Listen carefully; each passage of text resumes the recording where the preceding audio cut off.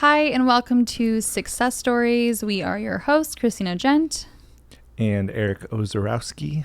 And this is where we share real conversations with our members from the 6 Degrees community about life, leadership, and the power of meaningful connection. And on this episode, we have Roz Galati, who is the Chief of Staff and Head of Business Development for Contenta Meetings and Events. So in this episode with Roz, we talk about cell phone usage and her really unique habit of the way that she actually uses her texts to communicate with people. The way she found community here in San Diego through the hospitality industry, which obviously you and I are both cut from the same cloth, and we get into a little bit about the event world and some of the battle scars that we've all had coming out of that world. And it was just a really awesome conversation. It was one of the ones where I just feel like we could have kept talking forever. Yeah, and I mean, I feel like communication is something that comes up on our daily basis and the things that we do. So that's certainly in this conversation, and it was a different take and just some uniqueness to that, which is really interesting to uncover and talk with her. So please enjoy this episode of Sixcess Stories.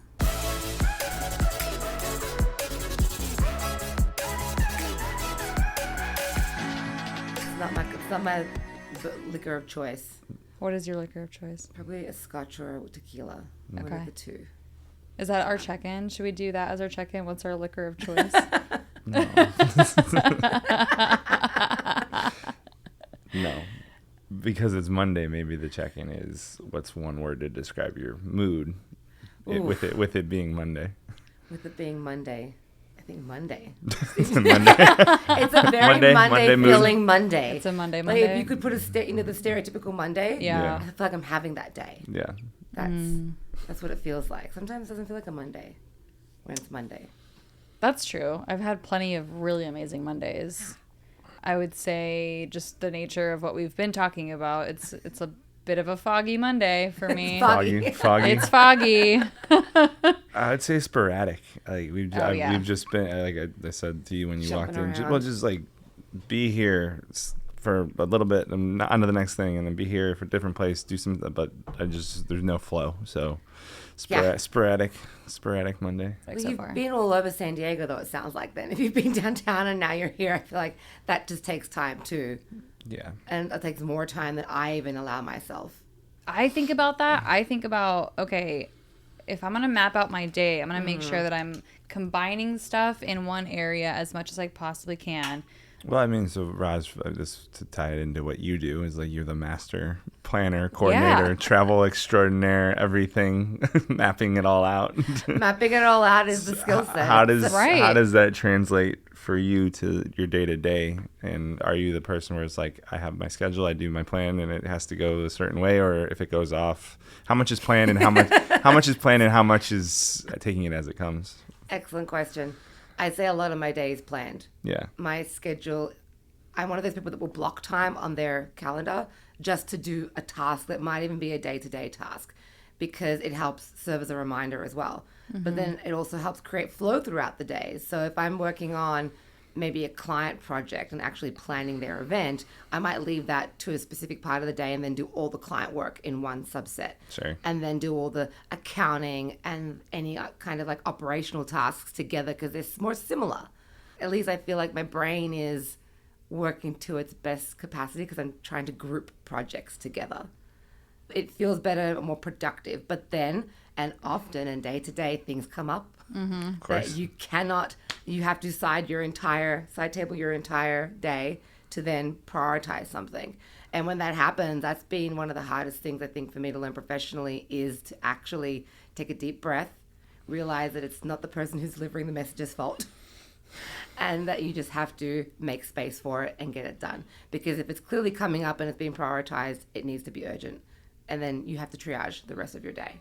And so when that happens, you just have to take it as it comes and do it. Right, yeah. I mean, the challenge there with having clients be like, this is an emergency, when it's actually, maybe it's not a real, but so how do I communicate how it feels for it to get the level of care and the build the trust, and I hear you, and this can actually wait a week.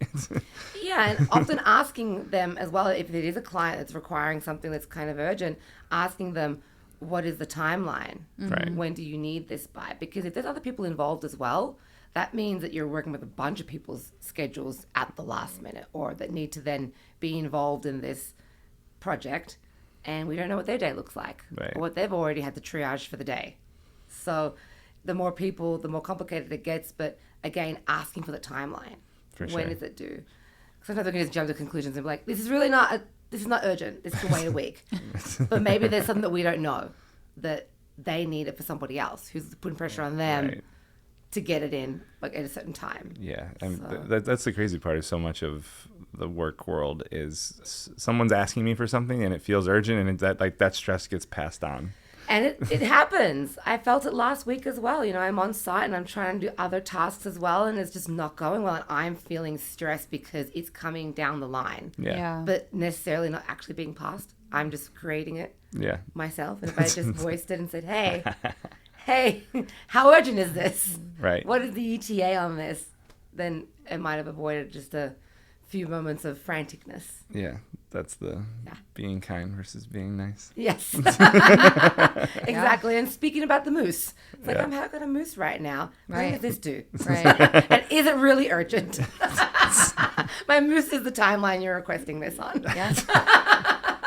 100%. 100%. I want to go back to just for you personally. So you talked about flow and getting into your, like, figuring out your flow. And it sounds like you batch based on client, based on activity. Again, from what I know about you and your work, like very much organized, very much detail oriented, like the person that I would want coordinating any sort of big event. How did you figure out how to navigate structuring your day personally? It has a lot to do with the fact that I have ADHD, and that it actually serves me a good purpose to coordinate my day that way. Because if I'm working on the accounting and doing operations, to jump into something creative is it's not a quick leap. It's not a very quick transition into design or thinking creatively, to go from numbers and just, joining things together, or relabeling receipts. That is such mundane work that can be done without thinking. Yeah. But it's relaxing because it is mundane work. Sure. I kind of liken it to when I was on site again last week and I had to peel stickers off of something. And somebody might think this is the worst job in the world. And I was like, give them all to me. Give every single pen. Let me peel these stickers. Because the rest of my job that day is not going to be as easy as this, right? And so grouping those tasks allows me to almost conserve my energy. And I've learned that because I've definitely been working on something and then having to jump into something else and realizing how poorly I did at that quick transition. The performance actually. The performance you can was actually not good. feel the performance, or it notice the difference between shifting gears when you didn't actually want to shift gears. And I can think very quickly on my feet. When we're on site, I think one of the things that I've recognized about myself that I'm actually really good at is stress management and under stress, and how to maintain just a calm morale and a calm, be a decorum with your clients and with the attendees, and how to just get things done when there's some pretty high stakes things happening around you. That doesn't necessarily translate to being in the office. Right. For some reason, that skill set doesn't translate to when I'm behind the computer. In person, got it. I would say I share that with you. Throw me in like really high stress, really high stakes problem solving, and in that moment is like deep breath. What are our options? What are we gonna do? Act and get it done. Yes. Find a way to get it done. Hospitality, restaurant, hotel. Exactly. Right. Because it has to get done. Exactly. Put me in front of a computer and managing emails, tasks. I'm still learning about how effective I am with certain tasks in specific spaces. Like when we go to Downtown Works, for example, and work, I need to be making sure that those are like admin tasks, because there's people around and I'm interacting with people and I'm getting pulled away and hearing other conversations. So for me to be in that environment, it's like, no, I can't have, unless I throw headphones in. Exactly. Right. It needs to be something that you can put down at any moment and come back to. Yeah. And not have to worry that you're going to forget where you were at. When I'm doing something creative, when I'm writing, I have to have complete alone time, because it's a very touch and go process where the creativity will come and then it will go, and then I'm going to change directions and write about something else, and then my blog completely becomes something it wasn't, but it's still the product I wanted, but it might have not have been the first initial iteration of it. But to do that, you have to stay in that headspace. Whereas admin type work, it's completely something that you can just drop at any moment. I can be waiting for the FedEx person to arrive at the front door. I can be waiting for a call from a client, or I can drop it and have a meeting. It's fine. So a lot of the times, that flow of the day, let's say that I have 2 or 3 client calls in the morning, provided that I'm prepared for each client call, I'll actually block out the rest of that day in one big chunk and just put admin tasks.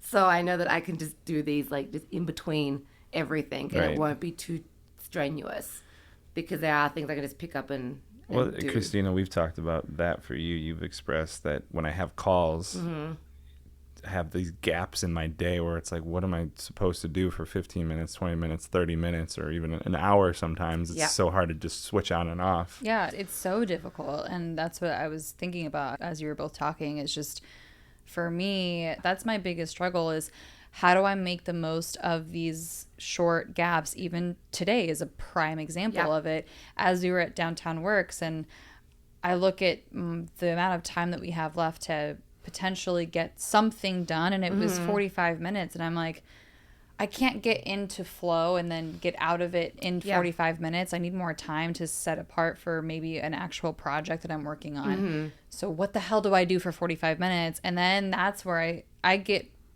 stuck feeling really unproductive. Like I did absolutely nothing that day, even though we've certainly had things today that we've done and accomplished that were positive. And yeah, it's definitely a challenge with the flow aspect of my day. I would say like those little 45-minute breaks too, those admin tasks are almost perfect for it. And I move these things around. It's not a foolproof plan, but I will use my calendar as also a task list. So you've got blocked time for things that you know that are happening, meetings or projects that you need to block out time for. But then there's a bunch of tasks at the top of my calendar. And sometimes I'll just move to Friday and grab Friday's task and do it on Tuesday, because that's the time is right there. It's like, oh, actually that'll take me 20 minutes. Let me do that now. And they're admin type things. And so those things I kind of are interchangeable. And that at least sometimes makes me feel a little bit better about those blocks of time where I'm like, okay, I can't do a huge project, but what can I pick from the tree on Friday or Thursday that I can do now that will make me feel like I've achieved something today? Yeah. And almost just a matter of convincing ourselves, because most of the times we have actually achieved something. It just doesn't feel like we have. For sure. Yeah, I mean, part of my challenge is like I don't know how long that list of things that you have. You're, again, being more organized, you have that list. I have those. They live in my brain. It's not effective. And so like half the time I'll be like, well, what were the things that I'm supposed to be doing? More like word vomit on my calendar is what it looks like. Yeah, which is right. I'm picturing this like really like beautiful, and like I kind of, Christina, we were talking about it. But even in my head, my pile is like buried with a treasure map around the corner, and there's a shovel, and I gotta go figure out where to go to get to the pile. I always think of it as like David Bowie's Labyrinth. Yeah. I've gone down the stairs, around the corner, taken a left, turned right, down another set of stairs. Now I'm upside down through the dungeon, past the puzzles, and now I'm here, and now where am I?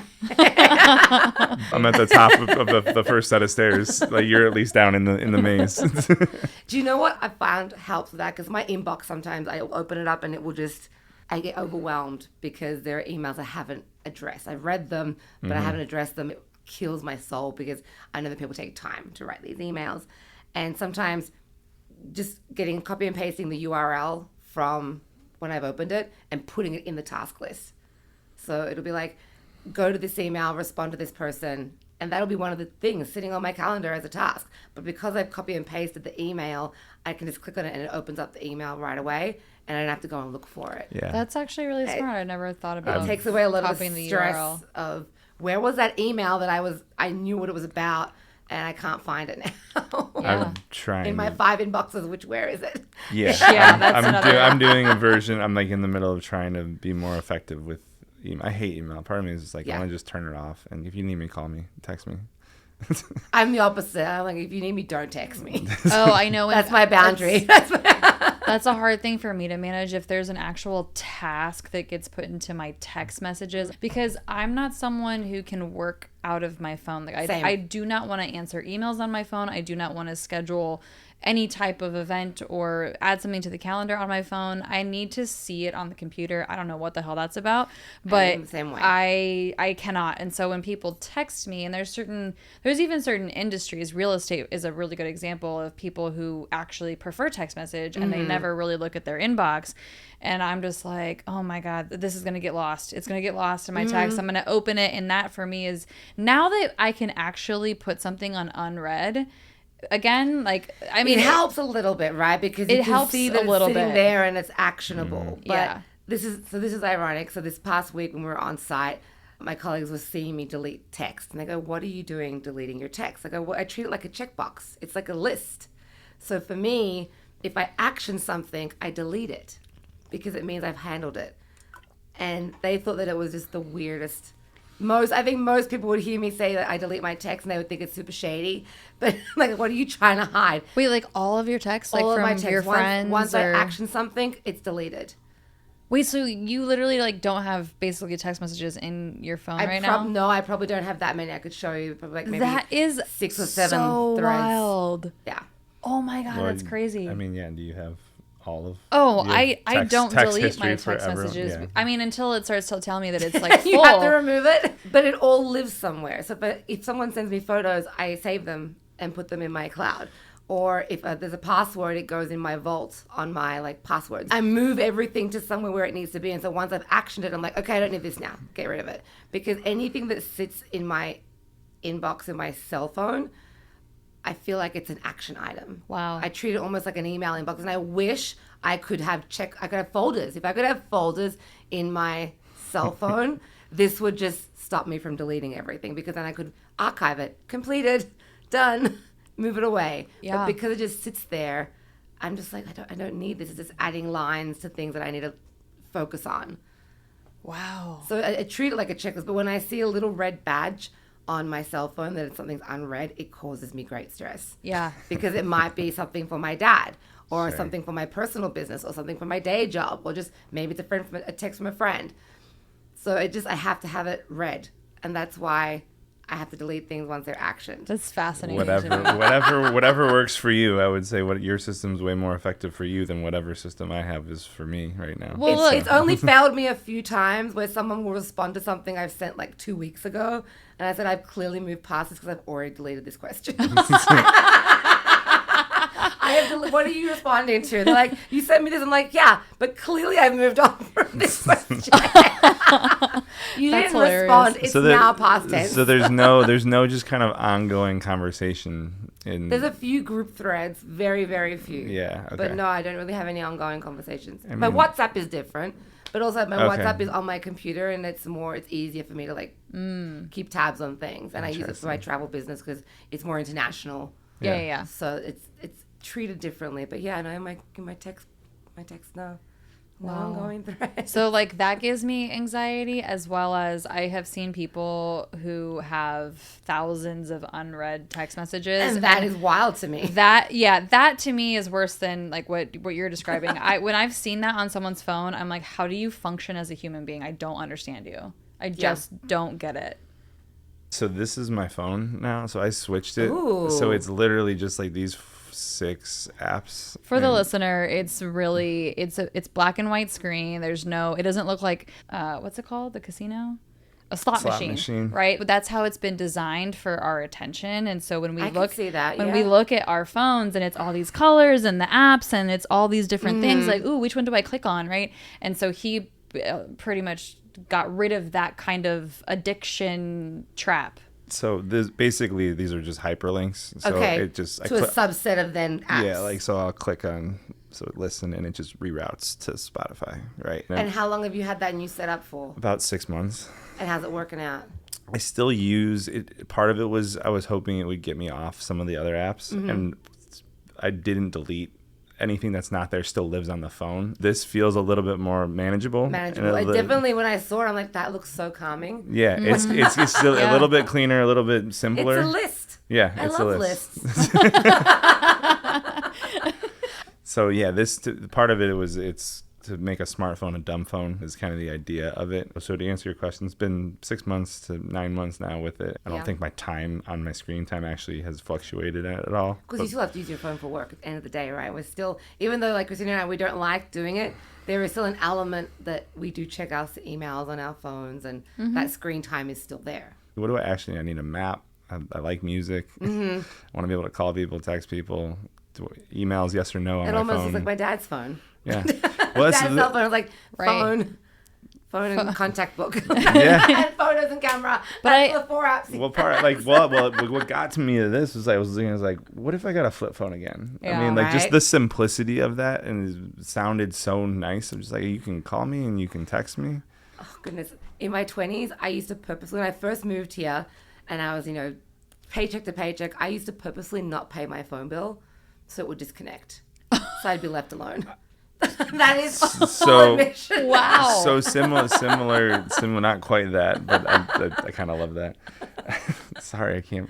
My phone's turned off. My phone's disconnected. Sorry. You know where to find me. I'll be at this bar on this night because it's where I always am. So you need. I had my. This was a while ago, but I had my phone break one time, and I was like, I'm not in a big rush. So I took like a week to get it. And then there was just certain things like I tried to log into my bank, and it's like, we've sent you a two-way authentication. The two-factor. The two-factor authentication. I was like, oh, well, I don't have a phone, so how do I get in the bank? They're like, you can't. I'm like, yeah. Oh, okay. Other than the few things where that was set up and that was required, it's like, we've sent it to your phone. It's like, well, I could go a couple of weeks not doing this. Other than that, I actually really enjoyed the week. It's amazing. It was so good when that would happen. And then the byproduct of it, though, and this is my own, I did it to myself, my friends would stop inviting me to things because they said, well, you probably disconnected your phone. So what's the point? I'm like, touche. I deserve that. It's like, I keep inviting you and we don't hear from you, so I'm wasting my time. Good old prepaid phones. Well, since you brought up, because we've talked about it a couple times and just community and everything else, but to kind of, I guess, have a starting point, clearly for the listener, if you haven't gotten it by now, you're not from here. And so yes. I know that the three of us have talked about it and everything, but I would love to hear your story on here about the decision to come to San Diego and how long you've been here and just a little bit more of your background. Yes, definitely. So born and raised in Australia. My parents were both Italians, though. So at the time when I was younger, my Italian was a lot better, but it was also a dialect. So then actually, when I was in college, I went to learn Italian properly, and I almost failed because all the Italian I knew was a dialect, which is not the standard. So barely scraped through on that one, but it's better now. But the reason why I bring that up is because I think it's been very transformative in how I was brought up. Yeah. I might have been from Australia, but I had I had strict immigrant parents growing up. And so when I moved to the US, I would like to say there was a better reason, but I did move for a boy. There was a boy here, and I was here for 2 weeks and found him cheating on me. And I was like, well, I've got my green card because I actually applied for the green card in the lottery. So I had won my green card. So it was mine. It wasn't contingent on a job or a wedding or a fiance visa or nothing of that sort. So I stayed. I had my job as well. I came over with work. And I've been here since September 2009, ever since then. And so it was just amazing. When I moved here, I thought I was pretty cultured and pretty worldly. And my learning curve was more of a right angle. It was just straight up. I can't believe how much I changed in just 12 to 18 months after living away from my parents. And I then realized I was very sheltered. I'd been exposed to the world. I traveled with my dad to Italy to see family and I'd been on a student exchange to Japan, but they were both very controlled environments that I was in. So this is the first time that I am navigating this environment of being away from family. And I had spent actually, before I moved to the US, I'd spent 6 to 9 months in Costa Rica volunteering. And that as well was super transformative because I learned a lot about myself. I got dengue fever while I was there, and having to take care of myself and go to the doctor by myself with how sick I was. That was a struggle. And I thought, it would be so great to have some family or somebody here to help me. It's in one of those moments where it's like, oh shit, I am on my own. Like, I used to have help from my mom or my dad or whoever. If I was unwell, someone can bring me to the doctor or come with me and support me. But I was completely on my own. And as sad as that sounds, it was very, like, character building. Yeah. And I've almost gone now to the full other spectrum where I'm like, I don't need help because I've had to do so many things on my own. But sometimes we always do. We just get too prideful to ask for it. But I'd say just the last, 17 years? Yeah, I think that's about right. Math is not my strong suit. Math is not my thing. I'm just sitting here waiting, and I'm gonna nod, and I'm gonna say, yep, 17, totally. It's been amazing, though. I've learned so much. I feel like I've just completely... Whenever I go back to Australia now and I see my family, I'm like, this is where I came from. And I still find it a little bit, not small-minded, but just closed off. Australia is a special little bubble where we only get what we're given on the TV. And unless we leave, we don't really understand how things work. And I think any country is actually similar, where if you don't leave, but there's a special type of separation with Australia because of the distance as well. The distance, the time zone difference, right? And I would imagine, I mean, my experience is like there's a bunch of, not every, but small town America is a version of that. I mean, right? I part of my upbringing was in a very small town in the middle of Kansas, and certainly there are people who never leave, and that's their world, and it sounds similar to the bubble, and that's the culture that they know and that they'll live by, unless they travel and they experience something else and they live somewhere else.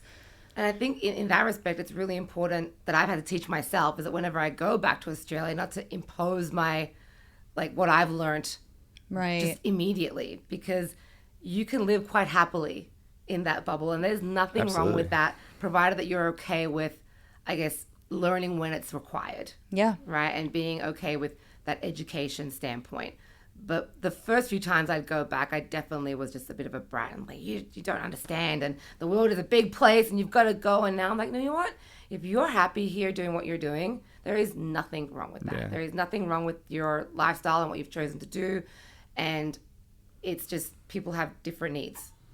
For me now, if I don't leave every now and again, I feel like I'm itching, like I've got like the measles or something. It's just I have to get out and do something. I've gone the complete opposite end now, where staying still is impossible. Yeah. Well, I think that's a good perspective of having just the fact that, not everyone wants to go out in the world. Nope. We all have this unique experience, right? I talked to someone the other day. He's in his 30s. He has brothers and sisters, and he left home when he was 16. And his brothers and sisters, very sheltered life. And he was back with them recently, and he was talking about how he's like, my brother's 30, and he never had bought a plane ticket for himself and got on a plane himself, and he didn't know what to do, right? Like, that exists, and there's nothing wrong with it. It's hard for us to imagine that anyone has any different type of experience at all, and at the same time, there are people that have never done things that you and I, each of us take for granted, right? As being people that, lived in one place. Like, I didn't live anywhere else in the world besides Chicago for 30 plus, almost 30, 35 years until I moved here, right? And that was a different shift, and I would consider big transition. Yeah, but it was a shift. And at the same time, if I go home, I hear everything that you just said is true around people that are still in the little town that I grew up in. Well, they don't have to do it the way I did it. Well, to get to be fulfilled in life and to be enjoying life and getting whatever it is they want. I would consider it as, like you said, small-minded or just being comfortable. Like, I like to be pushed. I like to be stretched. I like to be outside my comfort zone, and a lot of people don't. There's nothing, like you said, there's nothing wrong with it unless there's like harm being done to others for some reason, right? Yes, so I left, my mom and I left Kansas when my mom and dad split, and we were in Texas and Mexico and Arizona. And when we went back to Kansas, I was going into the 7th grade, and this town is all white. Like it is, it's Lindsborg, Kansas. It's Little Sweden, USA. Like it is a white ass town. And Little Sweden, USA. It's yeah, it is. It's actually got some really awesome Swedish festivals, and I was referred to and called the Mexican. Like that's what people would say to me, like my friends. And I mean, I know that they had great intentions, and it was more of like a nickname than anything else in their minds. And then of course, as we all have gotten older, and I mean, I've even heard no. Okay. Granted. Well, then wait a second. No, they don't call me that now. The few people that I've kept really close to, it's funny because it has come up in some of the friend groups that I don't really talk to a ton of people that I went to high school with anymore. But when I've heard them talk about it, even when I wasn't present, but one of my really, really good friends was like, yeah, it came up, and we were all like, damn, we were really shitty to have just been calling you that. And so I think this small town, of course, people who want to stay there and be comfortable and still open to expanding our minds and realizing when something is being done that is causing harm, and understanding that the world is bigger. Yes. So when there's something that I don't know or I am uncomfortable with, it's like, why? And why am I uncomfortable? And what is it in that experiential person that is making me uncomfortable? And can I approach it and find that comfortability? Yeah. Or is it really just something that it's maybe, it could be something that just goes completely against your, I guess, internal values or morals. Yeah. But I think that's it. It's expanding that comfort zone. Right. And trying to find a new space that you're comfortable in. Yeah, because, I mean, I think for so many people who were in that town, they, at that point, just literally hadn't been exposed to people who weren't white. Like, I mean, it was, like, I was the moms in that school. So there was this group called Swedish Dancers, and I like to dance, and I wanted to try out for that. And yeah, I would get comments like, a Mexican and the Swedish Dancers, like, who would ever imagine that could be allowed, or that would, quote, look right? God forbid we're living in America. Right? As a non-Swedish dancer. And I'm literally... in this town in Kansas City. Seriously. And I'm half Mexican, and I mean, I embrace it fully. It's not like I look like, I don't know, so many people look at me and they're like, no, you look like a white girl. I mean, at least my family in Mexico, they call me la gringa. Like, I'm just getting it from both sides. Right? And when I go back to Australia, they tell me I don't sound Australian, I sound American. And I come here and they're like, well, you don't sound American. I'm like, well, what do I sound like? Wait, you really get that when you go back, that you don't sound? They've definitely now, my family and most of my friends say that you don't sound Australian. And then here, I get that I don't sound American. So I think it's just a washed accent. I mean, after a while, I picked up pretty quickly that if I don't start pronouncing my R's, people aren't going to understand me. So I started pronouncing my R's. And that then rolls over into when I'm traveling back home. Yeah. I'll use my R's until that then wears off temporarily. Sure. And then I come back to America and it comes back again. But it also depends on who I'm speaking to. If I'm surrounded by some people with some really thick Australian accents, it will deviate very quickly. Yeah. So it can come back. But just on a day-to-day basis, it's a very washed accent. And now I feel like, well, where does my accent belong?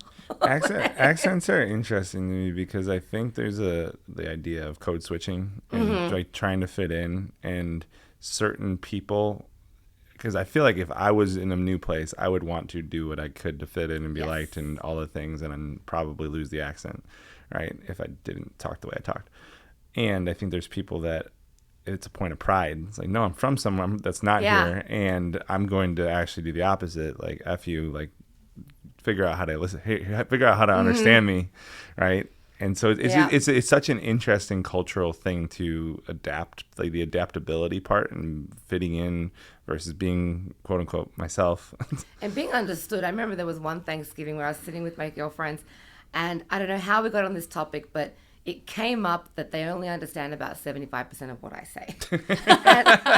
and we've been friends for a good 7-8 years at this point. I had been here for a long time. And I said, when was someone going to tell me?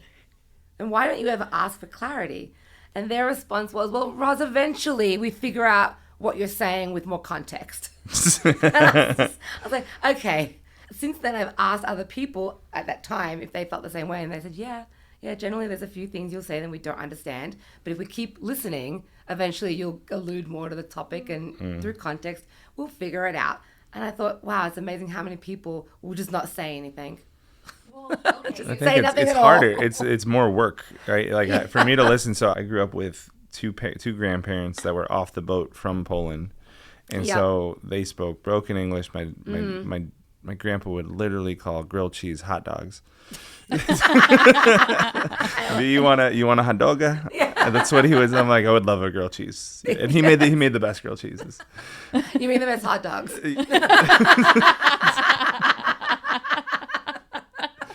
Yeah, the best. It was so good. So I grew up having to have the patience to communicate with them. Yes. I learned so much from them. And I didn't realize what it gave me was patience to try to connect with and understand people that don't speak, don't look, don't act the same way I do in a different way. You know what you are both pointing out right now in Safe Space? I don't know. 7:45:48. Think about what you each just said. It's your friends, Roz, were saying, I'm only understanding 75% of the words that you are saying. And context, your tone and body language are giving me more to the story, even in this moment right now. And same thing for you, Eric, with the example that you just gave. The word themselves, you got it based on what your grandpa, the tone and what he was talking about. He could have said like book instead of a hot dog or grilled cheese or whatever, but because of I wouldn't the context, have been eating books. I'm just saying, that like, would have been problematic. the word was irrelevant in that moment. You knew what the context was is... and the body language and the tone, right? So with what you each said, it was such a good example of 7% is the words. That's it. It's only 7%. So everything else is telling me the story. Yeah, that's what we have to rely on when they don't understand our accents. Yeah. I do think there's something to how we navigate when I don't understand something, right? This is hard. I lose focus. I lose attention. Yeah. Do I care? Do I try? Do I actually didn't understand you. Could you repeat I want to understand you, like the way I go about doing that. And it's the easiest thing is, I don't know, Raz, I heard 75. I tried and it didn't hit, and I just ignore. Yeah. I just go. Can you explain what the definition of this word is? Because clearly you're using an Australian word right now. Well, the easiest thing to do is just go, I'll figure it out, and not ask for clarity and not follow up, right? It's so much easier to navigate just going, she's going to say more. I'll figure it out. I'll put two and two together eventually. The breadcrumbs are being laid. Yeah. I need more breadcrumbs. Which is also kind versus nice, right? Yeah. I mean, I'm uncomfortable to ask for clarity, so I'm just going to be nice and let it keep going. And instead of being kind, the kind thing to do would be to ask for clarity. Mm-hmm. And then a lot of the times as well, when you don't ask, it ends up just snowballing. Oh, for sure. Get worse. Oh, yeah. Absolutely. And the confusion becomes more of a fog. To go back, so how old were you roughly when you... 22. 22. And 22 when I moved in those first 12 to 18 months when you said the learning curve, writing angle straight up, what was the biggest lesson that you learned? What was the biggest shift that happened for you? What was so different, like the cultural shock that you talked about? Like, I think, and I imagine this is what a lot of students feel like when they go to college. It's this abundant freedom. Growing up, if I wanted to do something on the weekend, even as a young adult, I was still at home with my parents because it's not common for us to move away in Australia, or especially the immigrant parents, unless you get married. So I was still at home at like 21, which I think is completely normal then and there. And I would ask, like, is there anything that needs to be done on the weekend? What has to be done around the house? Growing up as a teenager, I wasn't allowed to do things until all the chores or any of the farm work had been done. And so when I got to the US and I just had it was all my time. It was my time to do things. I didn't have to run it by anybody, cross-check it against anything. I just had to make sure I was at work at a certain time, from 8 to this time, and handle my responsibilities, pay my bills on time.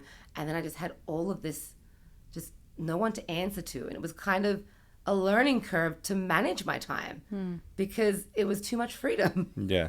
It was too much. I was like, what am I going to do with all these, with nobody to answer to? It was kind of dangerous, actually, a little bit, because I obviously had to answer to myself. But when you're in your early 20s, I was pretty selfish at that time. And I hadn't, because I was so sheltered, I didn't know what it meant to, I guess, be available to other people. And so I had to learn that.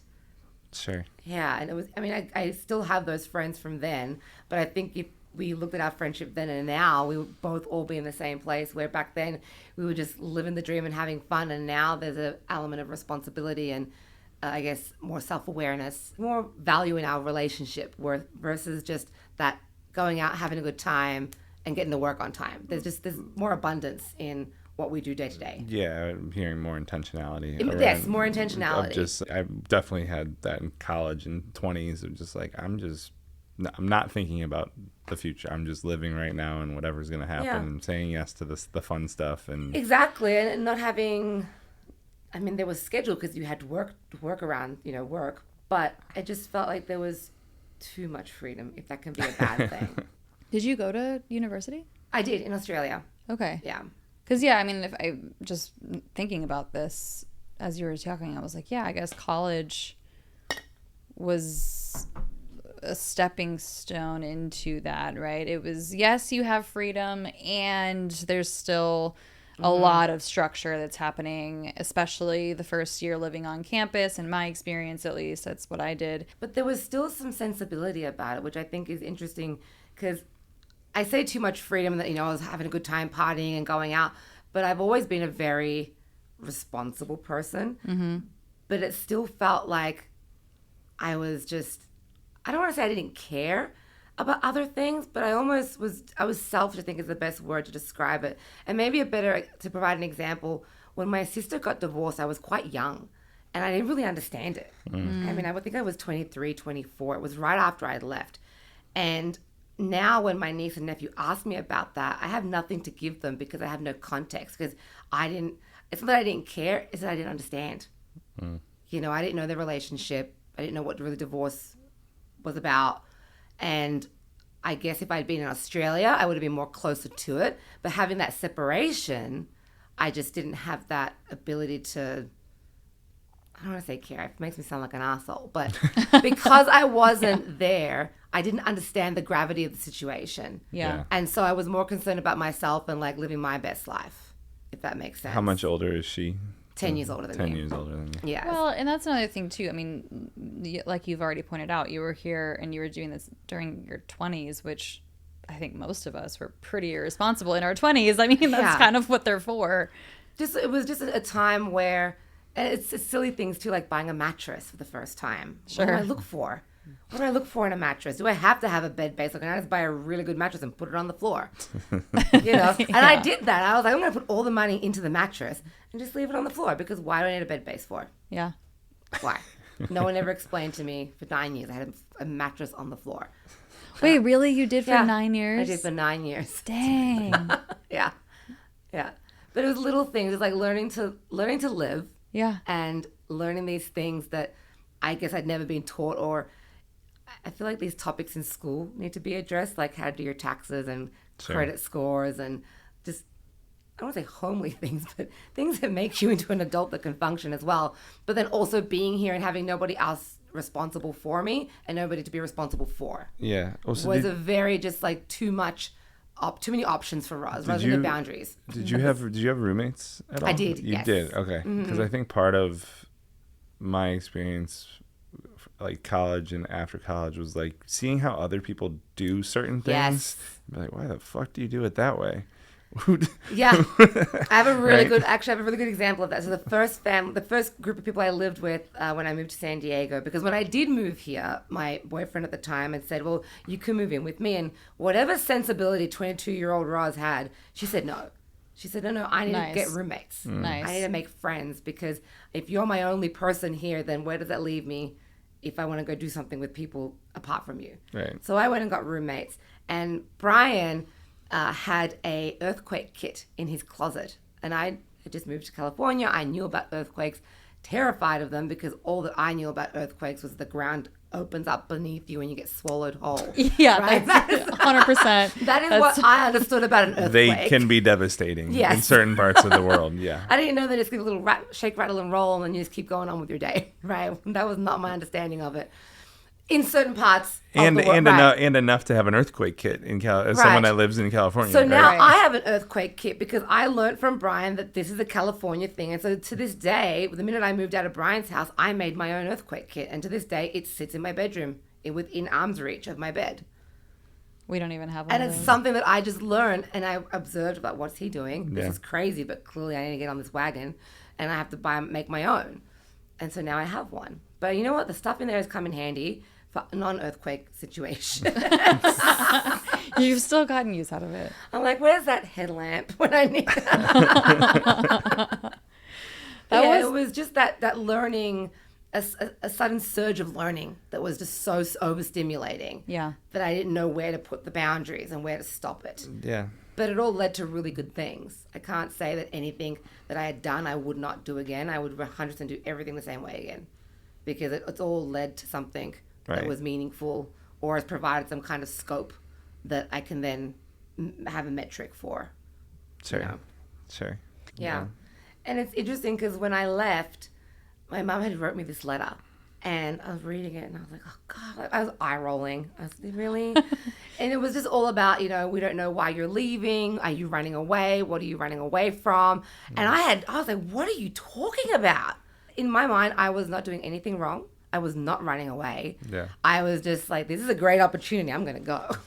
I've got a green card. I'm going to go. Yeah. They did not know that it was for a boy. I did not tell them that. Oh. I was like, they do not need that information. That is at that stage, yeah. Unnecessary piece of data that they didn't, data point not necessary. They would have killed me. They would have tied me to a chair and left me. I would have been, not necessary. Wait. Was he also with you in Australia and moved here first? But he was American. He was American. Okay. Yes. Wait, then how did you guys meet?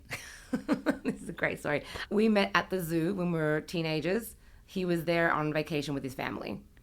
And he was at a zoo in Australia on at the vacation. Melbourne Zoo. He was on vacation. We met. We just exchanged addresses and were pen pals for a bit.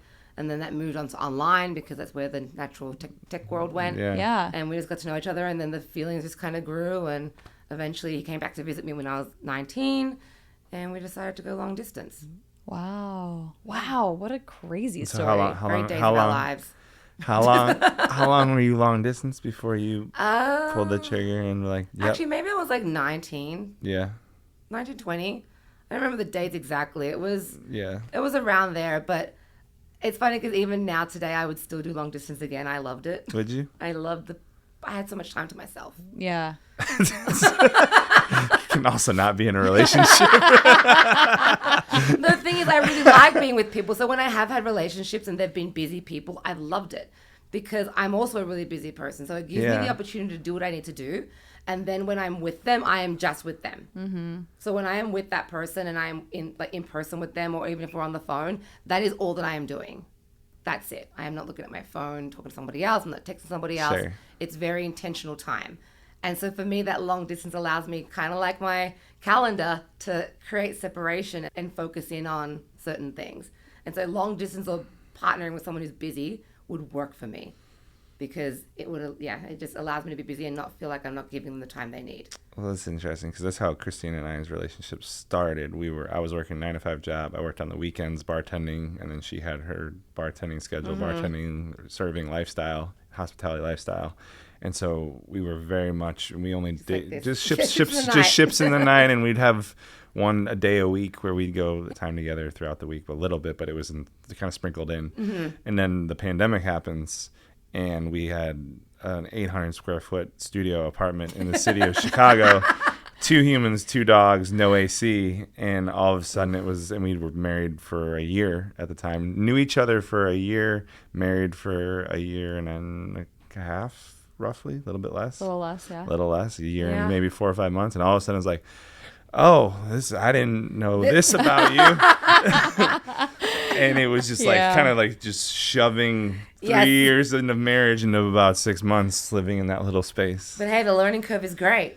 It was. Right? It's hard at the time, I think, but when you come out of it, the data that the information you have now on that person and how to work with them, it's Oh, 100%. It was great. for me. It was very much, this is either going to make us better or it's going to tear us Exactly. apart. Right? Yeah. It made us stronger, better, and we worked through it. And at the same time, like, this is interesting for you to hear you say is like, oh no, like, I want someone that's busy in distance and separation.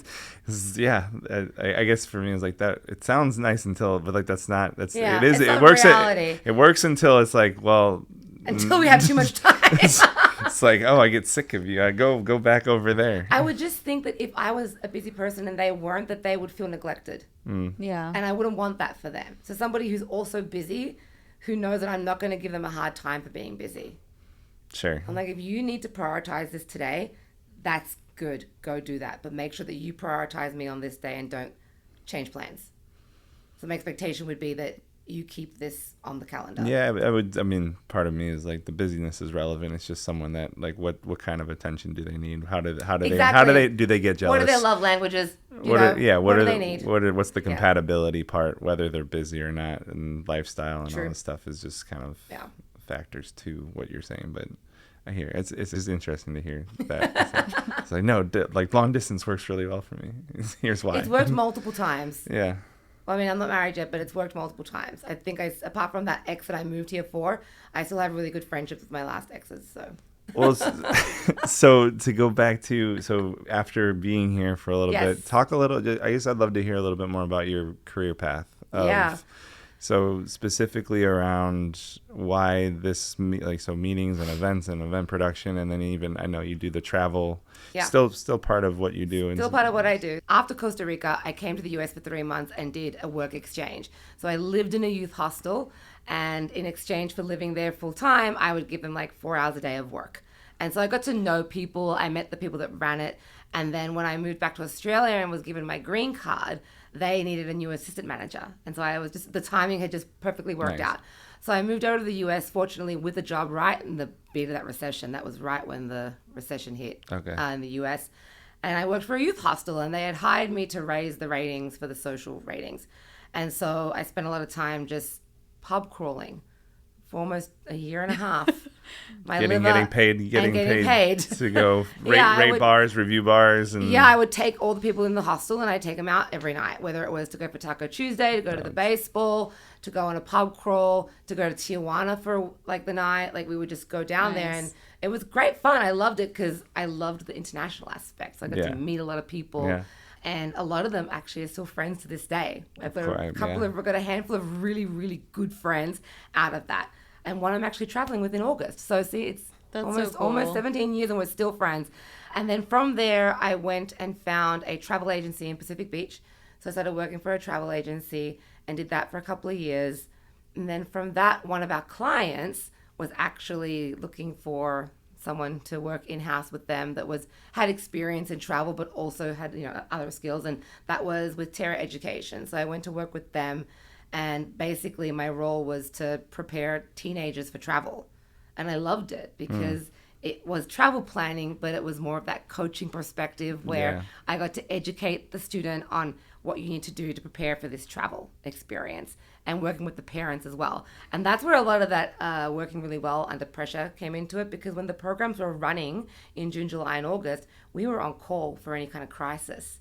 And so there were times where you get a call from, in the field, and then you'd have to call a parent at 3:00 in the morning, and deliver some news. And it was never terrible, but it was alarming if your teenager was overseas. Right. Any kind of call at 3 a.m., sure. They're going to answer with like a heightened energy, and it's your job to bring them back down and make sure they understand that everything's okay, that we're working on it, and here's what are the next steps. So I got a lot of experience, I call it risk mitigation, in that area, because it was just the nature of what we did. But I was with them for 7 years pre-COVID, and then I contracted with them for 2 years afterwards as well. And during that time as well, I actually started my own travel business where I was a travel planner, or I used travel coach, because again, I just love that education perspective. My goal is not to have to plan everything for everyone all the time, but to give you the toolkit you need to stop paying me to do so.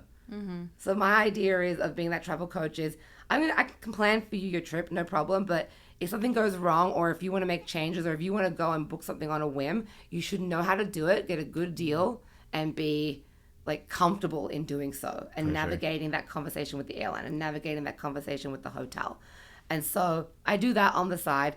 And then COVID hit, and that's when I was contracting for those 2 years with my old company. And I was approached by Battleface Travel Insurance.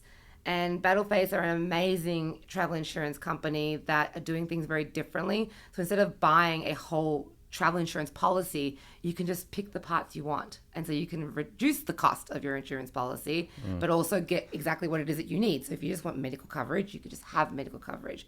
Versus, I think, a lot of traditional policies, you have to spend hundreds of dollars to have this robust policy that you might not need the benefits. And I loved working for them, and they were just incredible people. But I think just not being in travel wholly was eating away at me. I'm like, I love this product. I'm going to give everyone I can this product.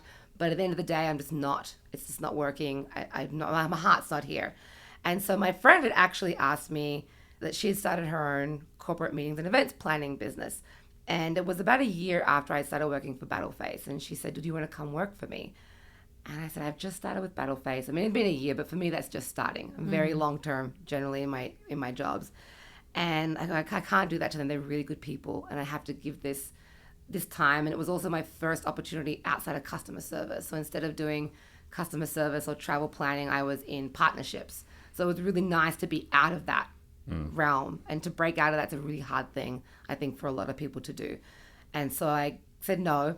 And then a year later, when I realized my heart really wasn't in this travel insurance piece anymore, she asked me again. We went to a spin class and we were in the locker room getting ready to go home, and she's like, yeah, it's time. Are you ready now? And I said, you know what, send me the job description. And I was literally in the lounge flying back to Australia, and I signed my contract then and there. And I moved away from bougie benefits. I say bougie benefits because it was a European started company, Battleface. So we had all the holidays, all the PTO, all these benefits. I was like, I'm going to move away from this beautiful package to contract work where I get nothing. That was the scariest thing for me, was that, because I love my time off, and I just, benefits is security. Because in Australia, we get that for free, okay? So to not have that here. We're in the travel industry, right? So to take time off is my life. It's my lifeline. It's my blood. Yeah.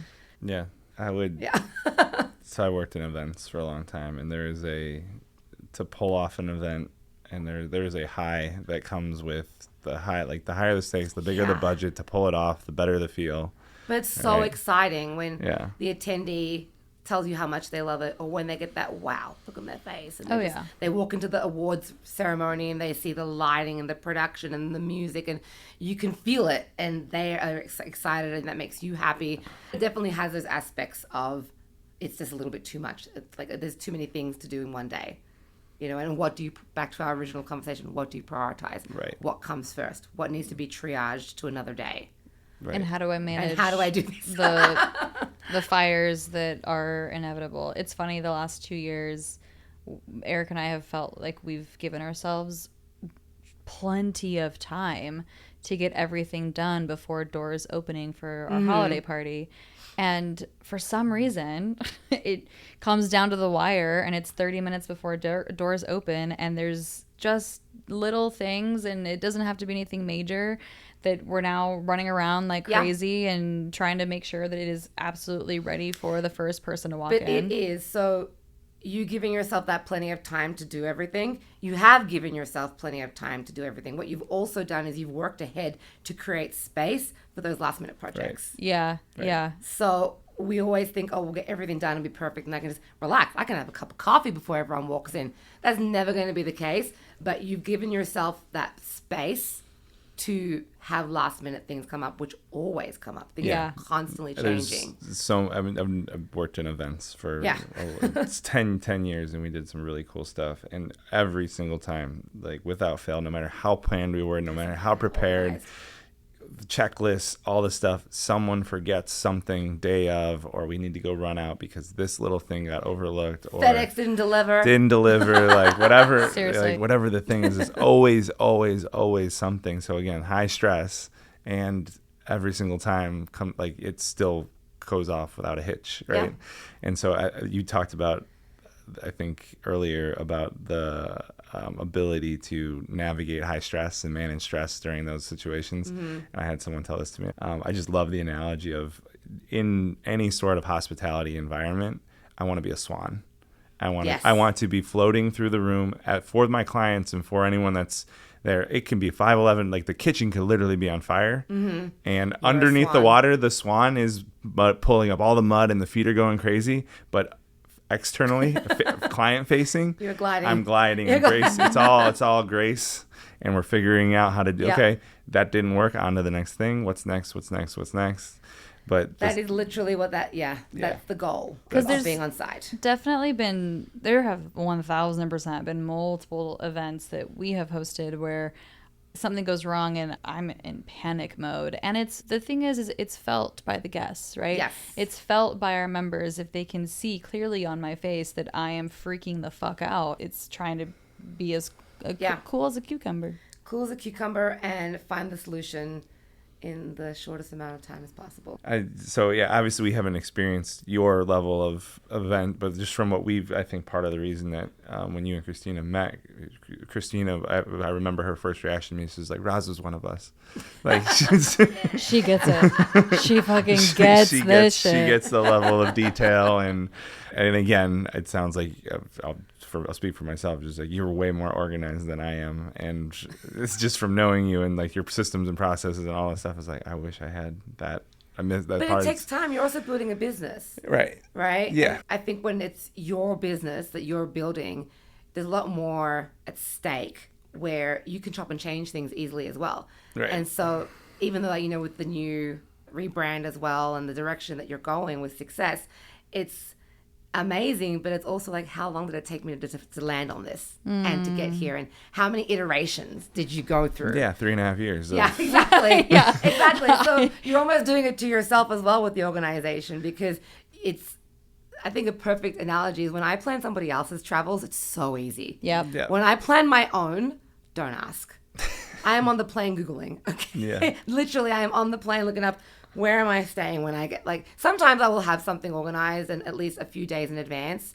But when it involves other people, it's always meticulous. When it involves just me, it is a very on the fly trying to work out, because I just have decision paralysis. How does that show up in other parts of your life? Because it shows up for me. Like if we have a call scheduled at 9 in the morning, right, and I have to be somewhere, I will 100% do whatever I need to do to be on the way and be there at 9. Mm-hmm. But if I have 9 o'clock and I'm gonna go run by myself, I'll hit snooze. Right. Yeah. I'm curious for you. So like it happens when you're planning trips and events, because I'm the same way. I'm just curious if it shows up in your life in other ways. It mostly is when it relates just to me and there's no external stakeholders. Mm-hmm. When it's just me, I can get away with it, because I'm the only person I have to answer to. But sometimes we're our own worst self-critic.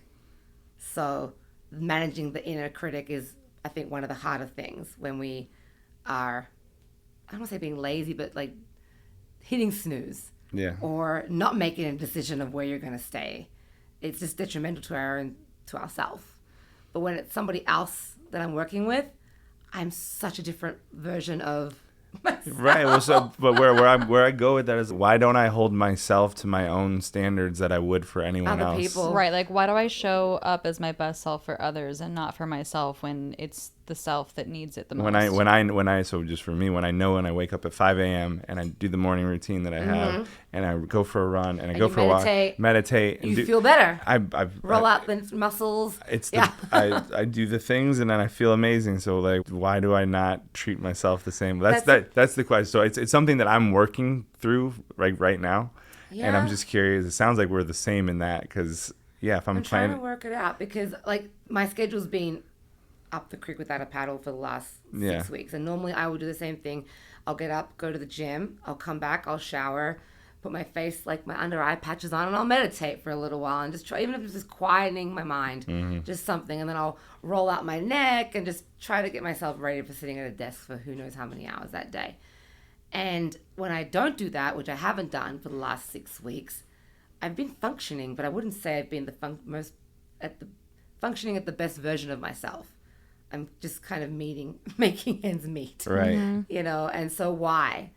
Because I could get up if I wanted to Right. earlier, and I could get myself out of bed and do these things. But why am I choosing to hit snooze? Because I do that too. I've been doing it this last 6 weeks. Why am I choosing to hit snooze? Or why am I choosing to not go out with my friends and instead stay home and rest? Because for me, I think I've mentioned this to you before, my hardest thing is prioritizing certain things that I'd rather just triage.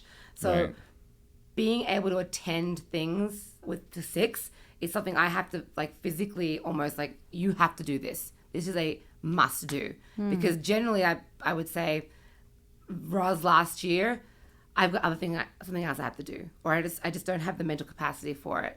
Whereas when I force myself into that space of I'm going to show up, and actually everything goes great. Right. It is just that stepping into that, accepting that I have to go do this. So why am I then not able to do that with my own time? And I will cancel on my friends because I just need a moment. I just need a break. But really, going and having dinner for an hour and a half is not going to be the end of the world, and I'll still get that break. But why do we do it? Yeah, Because I'd do it if somebody else required me to do so, I would do it. Right. I'm working through it. I think we all are. I'd love to know why. If anybody works it out. I think humans are working through that. It's an interesting thing because I'll beat myself up over it. I'll Yep. get frustrated with myself. I will go through. It'll literally spiral sometimes of all this stuff of not good enough and all these things. I actually haven't figured out what the why is tied to for me. Yeah, that's a hard one because I used to have the spiral. I don't spiral anymore, but that's because, just on a side note, before I realized I had ADHD, I was getting more anxiety about it. And I would spiral, and I'd spend a lot of time almost in this space of, why can't I get this task done? Why can't I finish this? Why can't I stay on topic? And then that would turn into almost like a mild depression of, you're not good enough. Yeah. You're not good at doing this. And I went to see a psychiatrist because somebody had said something to me like, oh, have you ever been tested for this? I was like, no, I feel like I would know about that by now. Okay. Sure. I was 38 at the time. Like, I think I would know. I would hope I would know. And I went in, and the doctor said, you have ADHD. And it was the attention deficit kind. So not the hyperactivity. Sure. Which is funny because when I mentioned it to my cousin, he's like, oh yeah, you're super hyper. I'm like, I'm actually not. That takes a lot of energy for me to be hyperactive. But when I then started medicating for the ADHD, that internal spiral went away. But now when I do feel overwhelmed, where my head goes is, okay, it's weird because I can almost think more clearer about it. And the feelings of like not being good enough are still there, but it's more collaborative in my head, if that makes sense. So instead of it being there's like more voices at the party. There's more voices at the party. Than just the one going. Just the negative one. You're not good enough. You suck. Right? There's a voice now saying, "Well, do you need rest? Do you need to relook at your calendar, adjust some things?" So it's interesting. I've almost now, even when I don't have my medication, I try to remember, okay, if you are going, cause I try not to take it every day. Yeah. You know, I do want breaks from it. And I've managed to go 38 years without it, so I can definitely socialize without functional it. Yeah, enough, there's function there, but to try and be kind to myself, which is nice, right? That works with other people as well. But what about yourself when you're having those negative, like, oh, can't do that. You're just so stupid. Just leave it for tomorrow. Yeah. You know, why can't you get this task done? Just trying to be kind to myself and say, okay, what needs to happen now? What do you need to do? Yeah. Especially on the days where I'm not holding my routine. And, you know, maybe tomorrow morning I'll get up early and meditate and just force myself out of the funk. It's such an interesting thing of working through that because I'm like, all right, tomorrow's gonna be different. Yeah. It's not.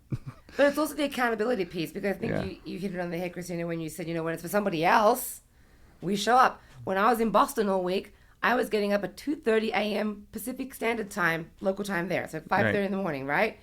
No problem. Yeah. Right. You pop out of bed sprightly at 2:30. My bags and my eyes might be a little unsightly, but hey, I am here and I'm functioning.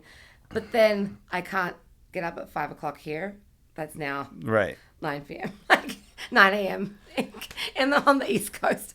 It's why can't I get myself out of bed to do the things that are good for me? Well, to put a bow on everything, I think I'm curious just to go back to, like, as a reinforcement to the Monday conversation, because I personally feel different after an hour and 45 minutes of this, and don't feel so much of the Mondayness that I did coming in.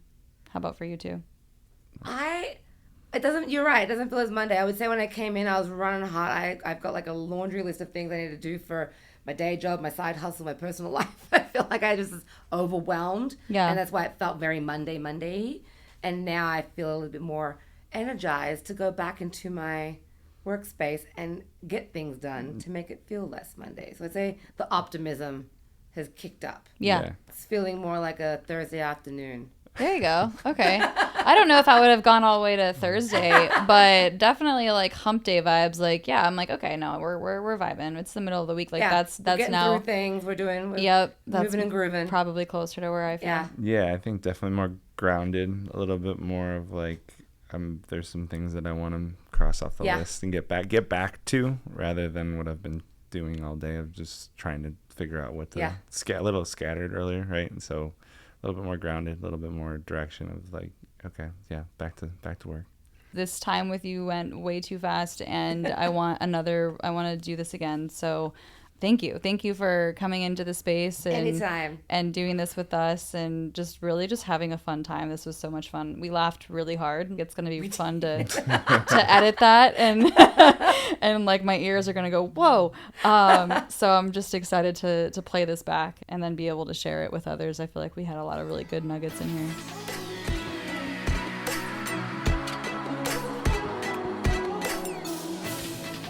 So you're saying you feel attacked? Not by you. I'm saying I feel that I'm not being protected by the person who I love in some of those moments, right? It's like laughing at the person who just told the really sexist joke. Again, it just goes back to that same type of fearful relationship when it's the person closest to me. I don't know if I'm following what you're saying. Help me. Okay. I'll make this super real with an example. There was somebody who crossed a line with me in San Diego. And I knew that person's name was on a list for an event that I was going to. And I expressed to you how uncomfortable that makes me feel, that I know that I have to. I mean, I chose to go. I chose to show up because I really wanted to be at that event for multiple reasons. And I was expressing like, hey, I was asking for help, actually. I was asking, I need help navigating how to have a conversation with this person if this person approaches me, because even my physical body, I know, is going to have a reaction to being in the same room with this human. And it wasn't met so much with, at least from what was said from you, wasn't met with empathy and understanding. It was, I don't know, almost just like a, why does that matter? Like, don't let that person bother you, or don't let that person get to you type of reaction. I don't remember the specific incident. I know what you're talking about. I know what you're referencing. I don't remember the conversation. I vaguely remember, I thought there being a light bulb of some approach that was helpful or effective in the moment, or if the conversation comes up and there was confidence that came out of it, but I don't remember. Yeah, I mean, we worked through it. We worked through the conversation, and it was fine. The immediate response had me feeling fearful instead of supported. Which that might actually be your question. Why is it when we get into more intense conversations, my initial comment or my initial engagement in that is somehow lands as divisive, puts you on the defense, not supported, combative, devil's advocate? Yeah. I guess maybe it's even, is it in super communicators, like the heard, helped, or hugged, right? And I think sometimes maybe it's just the wrong approach. Well, yeah, I mean, that's, my brain went to the same. So yeah, Super Communicators with Charles Duhigg is a really great book To plug that, it might be more of a, you're having an emotional, we talked about this, there's an emotional conversation, and I'm having an analytical conversation. Yeah. Because I'm on the outside looking in, and you have this experience that, to tie it back, someone crossed the line with me, I get triggered in some way, shape, or form, being around them, thinking about them, seeing them, and I'm on the outside being like, just do this. Yeah, that's a really good point, because I think usually in those moments it is coming from a direct experience, and it's not an experience that you have had. So it's not something that you're relating to, right? Yeah, it's more of a black and white out external response or external diagnosis, or just kind of looking at it from the outside. The analytical and emotional piece of it. That's it's probably more of that. We're just having two different types of conversations, right, without realizing it. Yeah. I mean, what sucks to hear is that you didn't feel supported. Like, the initial responses, and probably spirals into like all of these questions or all of this stuff around, like, well, if you don't even support me in this, or if you don't have my back, or all these questioning things that probably are tied to the feeling. Super helpful to hear that the initial reaction for some stuff in the past hasn't been supportive or productive in the way that made you feel what you needed. My habit is to poke and play devil's advocate, and what I'm hearing right now is that's not the best thing it's not where that wouldn't be a great place to start. What's very clear to me now, and I think what makes the most sense, is to looking back at the conversations, and the ones that I think went very emotional, and then the ones that we were still challenging each other and it wasn't emotional, and we had just a really intelligent, in-depth conversation, is when it wasn't an emotional direct experience for me, or at least it wasn't something that was really raw in talking about it. That to me makes perfect sense. Like, that in this right now conversation provided a lot of clarity for me. We had a conversation that was prompted really similarly actually to the story that I just mentioned. It happened to somebody that we knew, and I said, with keeping confidentiality in play, I didn't want to ask this person about who the other human was that made them uncomfortable, because I didn't want to go there. And at the same time, I said to you, if I knew who this person was, they're not joining 6 Degrees. I'm not allowing this person into 6 Degrees to now potentially make one of our members uncomfortable. And there was pushback from you. And I think in that it was, if I remember correctly, it was like, do people not get second chances? Do people not get XYZ, whatever? I remember getting very defensive because I have experienced the same thing. And I said, absolutely not. I'm not letting that person in, because I was reacting emotionally. I was not thinking analytically.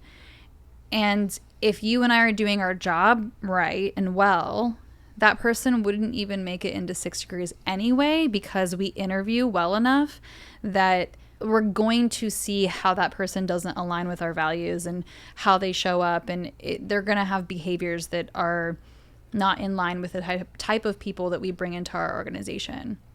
And so, I mean, so that just that example is there was an emotional response, and I was going practical of right. Like, even hearing you say, like, I'm not letting them in, I think there's the level of like, like, as we're the gatekeepers. No, to I a know. certain sense, like, what is that? Doesn't, I don't know, like lawsuit shit of, well, I'm not letting them in for what?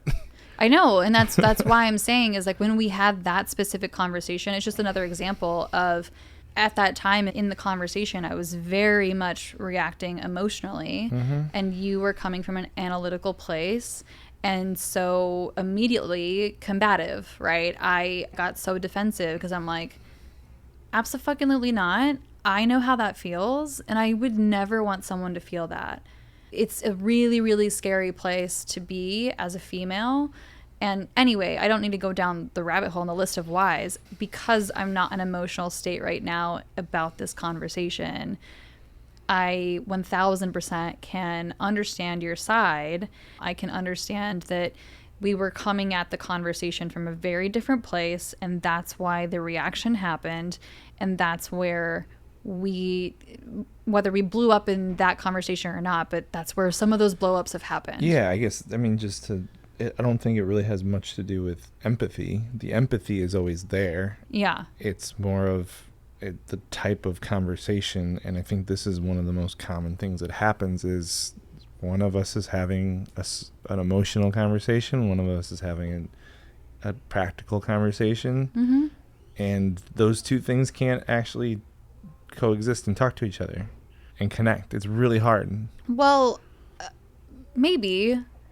I think I can still be analytical, and I can understand where that person might be and potentially approach the conversation a little bit more, I don't know, gentle. Just by saying like, yeah, it has to be, if there's emotion, it needs to be met with emotion, right? I don't know. Well, okay, I guess. Not fire, not heat, emotion. So you being like when I hear you being upset, it's not instead of having it be like this, but with what I've been doing, it's more of like, that sucks. Tell me why that sucks, and help me understand what the thing is, rather than going right into like it's. Well, okay, but it doesn't have to be that. You don't have to be like, that sucks. Okay, so if you would have approached me and had the issue of, I'm not letting that person into 6 degrees, that we don't want a member feeling unsafe, XYZ, and you're emotional about it. I think if I came into that conversation and I said, I hear you, and I would never want you to feel unsafe in any environment. Yeah, that would be a version of that sucks, right? It's a cleaner, better version, but that's what we're saying. We're saying the same. We're Okay. we're saying the same thing. I'm generalizing it. You're Sure. being specific. It's meeting someone in the mud and getting understanding around where's this emotion coming from, right? Yeah. And I don't even know that over the last couple of years, I don't know that I listened for your emotion. It's not something on my radar as much. Sure. Right? Or the difference between an emotional conversation with Christina and a practical conversation with Christina. I don't know that my brain, the flag goes up. Of like, she's emotional until she's crying, and then it's like, well, she's emotional. I think there's certain things that there's cues, and I can listen, and I've gotten better at some of the cues around, and at the same time, it's actually helpful to not label it, but like, this might be an emotional conversation from Christina. Sure. And then coming from a place of, I wonder why, if that's the case. Right. More of coming from trying to understand rather than, well, why would we do that? Mm-hmm. And just countering it. Well, I guess maybe that's sometimes the frustrating part is sometimes we forget in our close our close relationships where this person has been. And I understand like the past, it can, if we're stuck in it, it's drama. And at the same time, those experiences have shaped who I am. And I understand too that if I'm letting it trigger me, I'm letting it trigger me. I have the choice to move past something, or if I feel the emotion come up, I can feel it and I can choose to sit in it or get past it or whatever the thing might be. I think where maybe I'm going to speak for myself in this situation, and maybe other people out there can relate to this. I've had experiences that are painful that you know of. And so when something comes up that's similar or it relates, which is the examples that we're talking about right now, right? It's, I'm relating to this member and their story because it literally happened to me, right? Mm-hmm. And it's really painful. And because you have that knowledge, and I don't want to say, now it should be obvious that this is an emotional conversation, because like you said, it's not always obvious.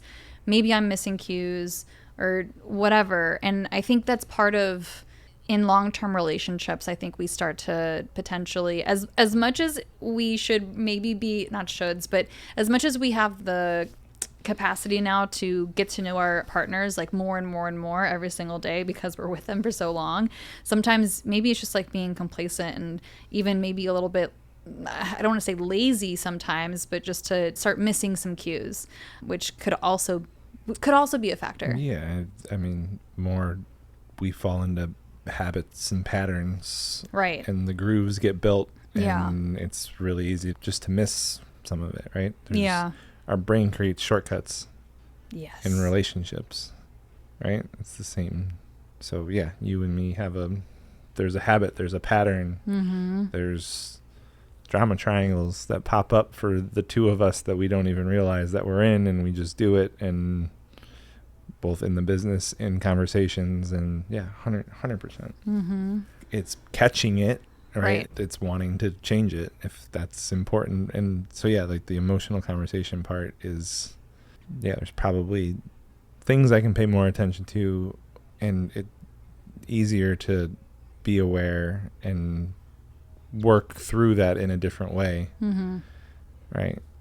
We've gotten, I think, more and more vulnerable on this part. And I'll say it again, this is some of my favorite time together because we're having these conversations. And I think, so even just to the point of we're missing cues or we're in these patterns and we develop these grooves. And so it's easy to fall out. Like this to me, and I know that we don't have a actual therapist with us right now, but like it feels like couples therapy sometimes. Actual, like couple on couple, like spouse on spouse therapy. Yeah. Working through this shit. Probably you just give this to a therapist and watch it, and they'd be like, no, you guys just need to do this. They like have us figured out in 2 seconds.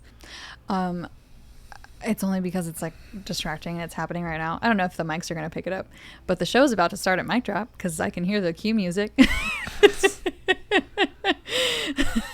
They play this song every time. It's the warning song. You know that, right? Yeah, you recognize it. You've shared. You've pointed it out. Oh, I've shared it with you too many times. Once or twice. That's one of the things I say that you ignore now because it's a pattern every time I hear it. Oh, did you know that this is the music that they play? Yeah, I have several of those things that I repeat every time. We both do. Yeah. I mean, I told you this the other day.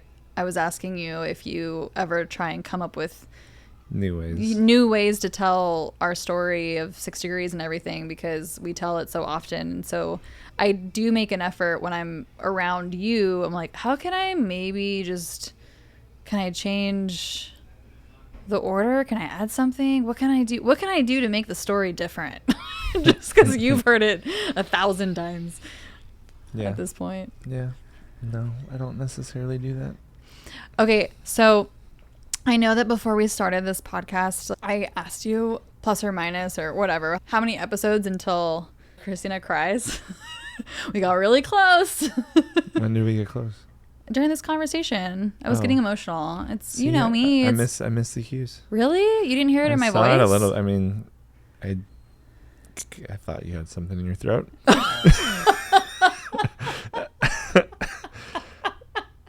I saw the things that were happening, and I made up the story that maybe no, she does. She's got a frog in her throat. Yeah, that's wine. Oh my god, that's hilarious! We were literally missing cues in real time. In real time. I mean, to go back to the conversation we just had, so much of it is breathing, paying attention, picking up on the little things, being curious about the little things, and instead of what happens with emotions is our brains literally switch. So there's things that when the heat part of a conversation happens, there's things that our brains, like we're missing those even more. Right? It's communications is hard. It's hard. So hard. It's hard. Yeah. It's a challenge. Yeah. Being a human is hard. Or it's easy. And complicated. And simple. Or really simple. Which both are available.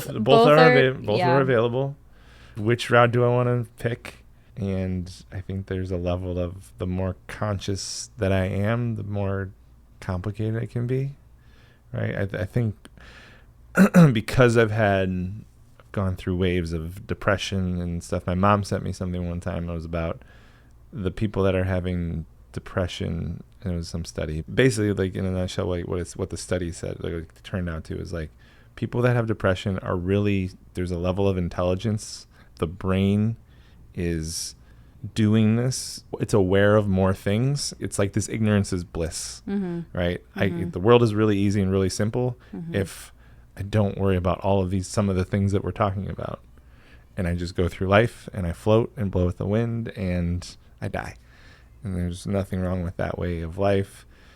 If I'm the type of person where I want to continually improve and continually get better and figure out how to enjoy the journey in that, like I think it comes with parts of my brain waking up and being more aware, and then like there's this self thing that happens naturally. We've picked to try to continually work on ourselves and get better, both of us, right? And yeah, it's finding the joy, and this is where I'm at. What else you got? Are we done? Do you want to be done? I don't know. Would you like to be done, sir? If you'd like to be done, what is the password? Put it there, bub. Put it here, bub.